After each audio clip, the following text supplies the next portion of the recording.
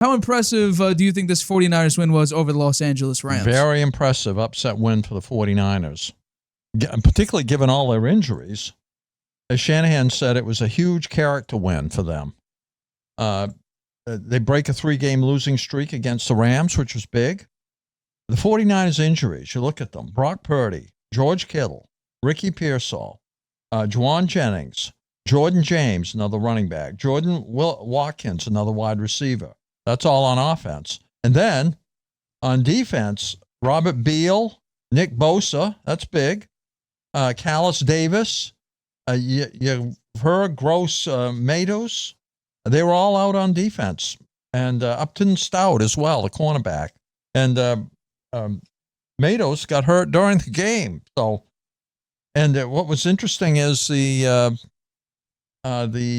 rookie Collins came in because of the injuries, and he had the biggest play of the game, that knocking out the ball from Williams when he was about to cross the goal line. So I think it's really very impressive for the 49ers, and particularly for Mac Jones, who had a great night and got into a good rhythm. He had 33 of 49, 342, 2 TDs.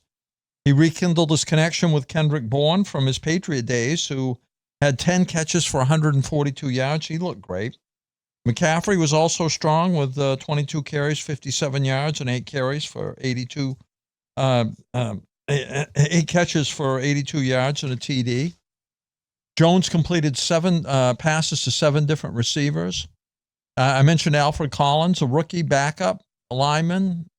I thought he had the play of the game, forcing a fumble by Kyron Williams just before he crossed the goal line, which would have likely been the winning score. It would have put the Rams up by 4.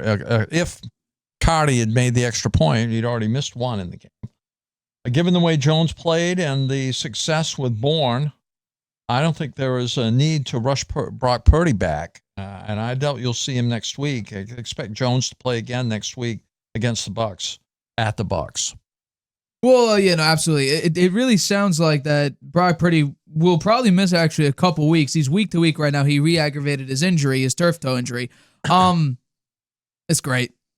These moments are great because while everyone abandoned Mac Jones in New England and the writing was on the wall that Bill Belichick was basically imploding the New England Patriots with a loss of defense. It wasn't really that good, not that effective, no pass rush, no wide receivers whatsoever, dead last in supporting cast. The offensive line was, way over drafts and old guys and not very good guys overall. Ramondre Stevenson, who was good his rookie year, but had a fumbling issue, and they never fully built it. A tight end group that had Hunter Henry and was great, but beyond him, it really wasn't anything special. So there were a lot of deficits on the New England Patriots when Mac Jones was there, and Belichick decided to, instead of retain Josh McDaniels or improve on the offensive coordinator position once McDaniels went over to Las Vegas, he brought back some of his buddies who were failures as head coaches, as a special teams coordinator in Joe Judge to be his QB coach, and also the offensive play caller in Matt Patricia, who failed as a head coach with Detroit.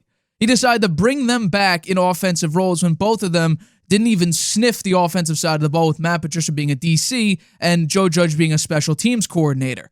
But I do find it funny that the reason why we even got here, and the last memory that I truly have of Mac Jones being a starter, were these interceptions in back-to-back games, and they were the most horrific interceptions I have ever seen. This one, unacceptable underthrow, he's scared. Against the New York Giants, this one's an overthrow. It doesn't look as bad, sliding to his left. But this next one made me want to bash my head into a wall, because this is pitiful. It's blind Mac Jones. That's all it is. It's Mac Jones playing blind. He looks scared that entire last couple seasons with New England. He didn't trust anybody. Against the Colts, it was just a bad look overall. And against the Giants, that's the last time we saw him starting for the New England Patriots. And his Patriots tenure actually ended with Belichick hours before the game telling him that he'd be the emergency quarterback 3 and to not even suit up because they probably won't even need him.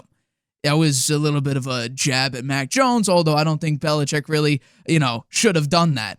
But this season, the only reason why there won't be a quarterback controversy in San Francisco, although maybe there should be, is because Brock Purdy's making $53 million a year. If Brock Purdy was on a play-it contract, on a prove-it deal, and he's putting up this type of a performance when Mac Jones this season is actually outplaying him with lesser weapons, because he didn't play with Juwan Jennings. He hasn't played with George Kittle. He's playing with CMC, but so did Brock Purdy. He's playing with a banged-up offensive line. He's playing with Tier 2 and Tier 3 tight ends. Kendrick Bourne's is wide receiver 1. And Mac Jones is putting up more yards, by the way, number 1 in total yards, that should have been passing yards per game. That's Mac Jones. He's number 1 in the league, has a higher completion percentage. He's 3-0, has more touchdowns, fewer turnovers, and has a higher passer rating, while also being the number 1 dependent player on offense, being the number 1 player in attempts per game. And also getting the ball out significantly quicker than Brock Purdy, not hiding behind in the pocket all day and holding onto the ball and shooting overthrows. Because the last time we saw Brock Purdy, where he might not have been fully healthy, and Kyle Shanahan sent him out there against the Jacksonville Jaguars, that was a terrible game. Brock Purdy had 3 turnovers, 2 picks, and a fumble lost. So I was incredibly impressed. Mac Jones so far has played incredible. They're not exactly hiding the playbook. He's throwing it 30. He's actually attempting 40 passes a game on average. So they're not saying, you know what, let's just rely on the running game and have Mac do as little as possible. No, they're giving him basically the entire playbook, and also it helps having Christian McCaffrey. This is the Kyle Shanahan system. That's why any competent quarterback, if you're among the top 35 quarterbacks in the world to have a potential starting job, you could probably fit in with Kyle Shanahan's system. He allowed Matt Schaub to be a Pro Bowler, Matt Ryan to be an MVP and made the Super Bowl. Brock Purdy and Jimmy Garoppolo both made NFC championships and Super Bowls. And Mac Jones, why can't we say that Mac Jones could have actually led this team to a Super Bowl if they drafted him instead of Trey Lance? Why can't we say that? Because we have the evidence now.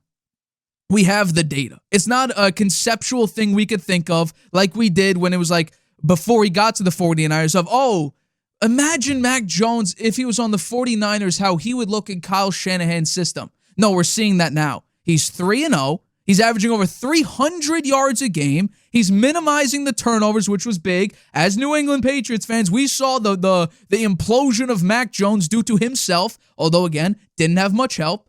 But we saw the self-inflicted wounds, and now we're seeing a new Mac Jones.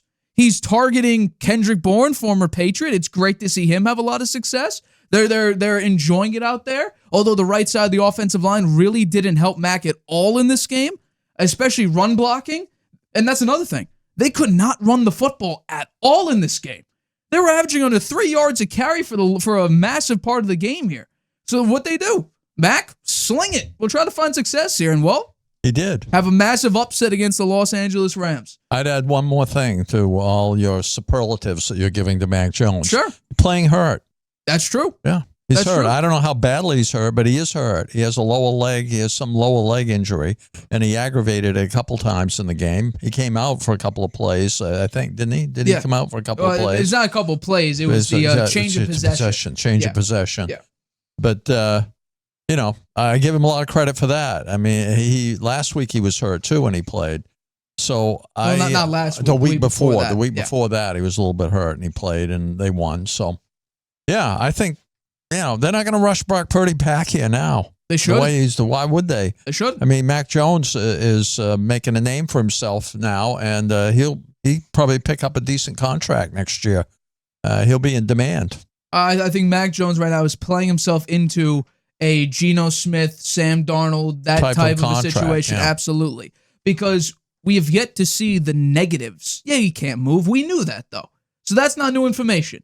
We knew, 2021, we have to remember, this team for a week or two was the number 1 team in the AFC, the New England Patriots, led by Mac Jones. Yeah. Mac Jones, up until about week 14 or 15, was ahead of Jamar Chase for Offensive Rookie of the Year. You know what I think hurt him and hurt his psyche a bit is the game in Buffalo where Belichick didn't let him throw the ball at all. I think he threw it. You think that hurt his psyche? I do. I think that hurt his psyche. After that, he had a string of games that weren't very good before he rebounded, and then they just got beat up badly by Buffalo in the playoffs. Well, I think it could be that. I think it could also be when he had a high ankle sprain. Everybody remembers the crying Mac Jones face he had while being carried down into the locker room.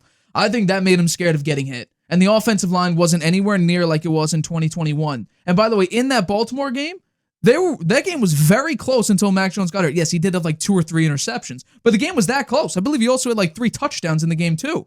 So he was doing a very good job. Devontae Parker had a couple great catches in that game. It was a nip and tuck game, and then Mac got hurt, and the game was basically over at that point. But I think it could be he also was scared of getting hit, so he didn't step into any throw after that. And now he's reworking stuff. The Kyle Shanahan system works, and I don't want to make it seem like all of a sudden he's going to become an all-pro or an MVP candidate. I'm not saying that. What I am saying, though, is Kyle Shanahan's system works. And again, it's not a negative thing. No. The 49ers have won 3 divisional games. That's huge. Mac Jones has won 2 of them on the road. So, like, having these opportunities to be able to excel at this level, to be dependent upon the most in the NFL through his 3 games, he's averaging over 40 dropbacks and 40 attempts per game, and getting the ball out quick and making good decisions, only having 1 interception. I mean, we could throw the negative, but Mac Jones, Kyle Shanahan's system works. Yeah, well, the Rams are a good team. They're a very good team. They are a legitimate Super Bowl contender. Their defense is a very strong defense. 100% they are. And Mac Jones, after the injury, was getting the ball out in like 2.3 seconds compared to like the 2.5 or 2.6 he already was. So after he got banged up, he got the ball out lightning quick. I mean, think about Tom Brady did that. Aaron Rodgers is doing that this season. The quarterbacks it also helps having Christian McCaffrey always available to you, whether it be, behind the line of scrimmage or 2 yards downfield, having him available at all times. But he was slinging it. Demarcus Robinson had a big catch. Kendrick Bourne had a couple of great catches there. We have to realize this team had 15 injuries before this game and got a couple during the game. Yeah. So I think he's not doing it with the full plethora of talent. Yeah. He's never played with Deebo Samuel, hasn't played with Brandon Ayuk. He hasn't played with George Kittle, hasn't played with, he played a little bit with Ricky Pearsall, not in this game though, played a touch with Juwan Jennings, but he's not playing with a lot of the guys Brock's played with over his tenure with the San Francisco 49ers. And also, the defense, I'll give some credit here, the defense hasn't been the same like it was last year. They lost Hufanga, they lost Greenlaw. Robert Saleh has stepped up beautifully. Yeah. Robert Saleh's defense did a very good job against Matt Stafford in this game. Now, in the second half, Matt Stafford's stats absolutely exploded, but just containing him, had a couple great defensive stops all around. So I give a lot of credit to Robert Saleh because he got kicked out of New York for reasons that still made no sense. Right. Because they were, 1 win away if they beat the Bills to be first in the AFC? The defense keeps playing this way with all the injuries and everything and still coming up big, making big stops. He'll probably get another head coaching offer. I think it may need to take a couple years. Maybe. But I agree with you. If Robert Saleh keeps putting defensive performances like this with the injuries, think about it.